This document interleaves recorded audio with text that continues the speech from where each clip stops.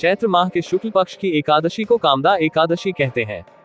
कामदा एकादशी का व्रत बहुत महत्वपूर्ण माना जाता है क्योंकि ये हिंदू नववर्ष की पहली एकादशी होती है। साथ ही मान्यता है कि कामदा एकादशी का व्रत रखने से जीवन से सारे कष्टों से छुटकारा मिल जाता है और समस्त पाप नष्ट हो जाते हैं। भगवान विष्णु को समर्पित यह व्रत जो भी पूरे भक्ति भाव और विधि विधान से रखता है उसे जीवन में सारे सुख और समृद्धि मिलती है। आइए जानते हैं कामदा एकादशी व्रत कथा। धर्मराज युधिष्ठिर कहने लगे कि हे भगवान, मैं आपको कोटि कोटि नमस्कार करता हूँ। अब आप कृपा करके चैत्र शुक्ल पक्ष की एकादशी का महात्म्य कहिए। श्री कृष्ण कहने लगे कि हे धर्मराज, यही प्रश्न एक समय राजा दिलीप ने गुरु वशिष्ठ से किया था और जो समाधान उन्होंने किया वो सब मैं तुमसे कहता हूँ। प्राचीन काल में भोगीपुर नामक एक नगर था। वहाँ पर अनेक ऐश्वर्यों से युक्त पुंडरीक नाम का एक राजा राज्य करता था। भोगीपुर नगर में अनेक अप्सरा, किन्नर तथा गंधर्व वास करते थे। उनमें से एक जगह ललिता और ललित नाम के दो स्त्री पुरुष अत्यंत वैभवशाली घर में निवास करते थे। उन दोनों में अत्यंत स्नेह था, यहाँ तक कि अलग अलग हो जाने पर दोनों व्याकुल हो जाते थे। एक समय पुंडरीक की सभा में अन्य गंधर्वों सहित ललित भी गान कर रहा था।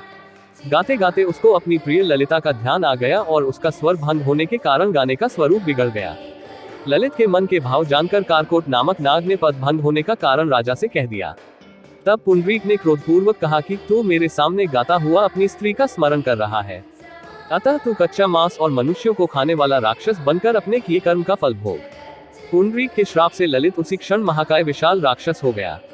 उसका मुख अत्यंत भयंकर, नेत्र सूर्य चंद्रमा की तरह प्रदीप तथा मुख से अग्नि निकलने लगी। उसकी नाक पर्वत की कंदरा के समान विशाल हो गई और गर्दन पर्वत के समान लगने लगी। सिर के बाल पर्वतों पर खड़े वृक्षों के समान लगने लगे तथा भुजाएं अत्यंत लंबी हो गई। कुल मिलाकर उसका शरीर 8 योजन के विस्तार में हो गया। इस प्रकार राक्षस होकर वह अनेक प्रकार के दैक भोगने लगा।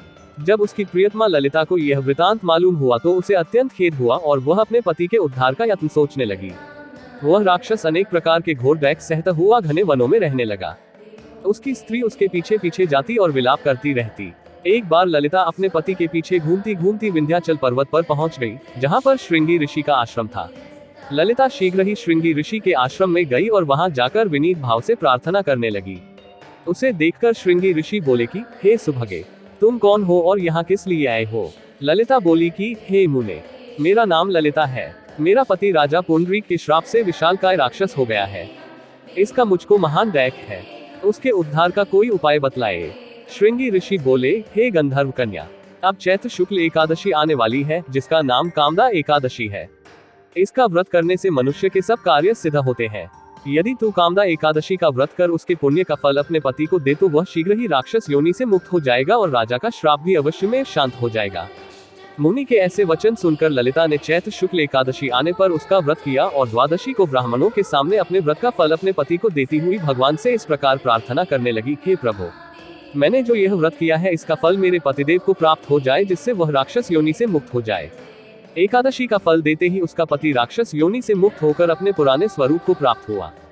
फिर अनेक सुंदर वस्त्राभूषणों से युक्त होकर ललिता के साथ विहार करने लगा। उसके पश्चात वे दोनों विमान में बैठकर स्वर्गलोक को चले गए। वशिष्ठ मुनि कहने लगे कि हे राजन, इस व्रत को विधिपूर्वक करने से समस्त पाप नाश हो जाते हैं तथा राक्षस आदि की योनि भी छूट जाती है। संसार में इसके बराबर कोई और दूसरा व्रत नहीं है। इसकी कथा पढ़ने या सुनने से वाजपेय यज्ञ का फल प्राप्त होता है।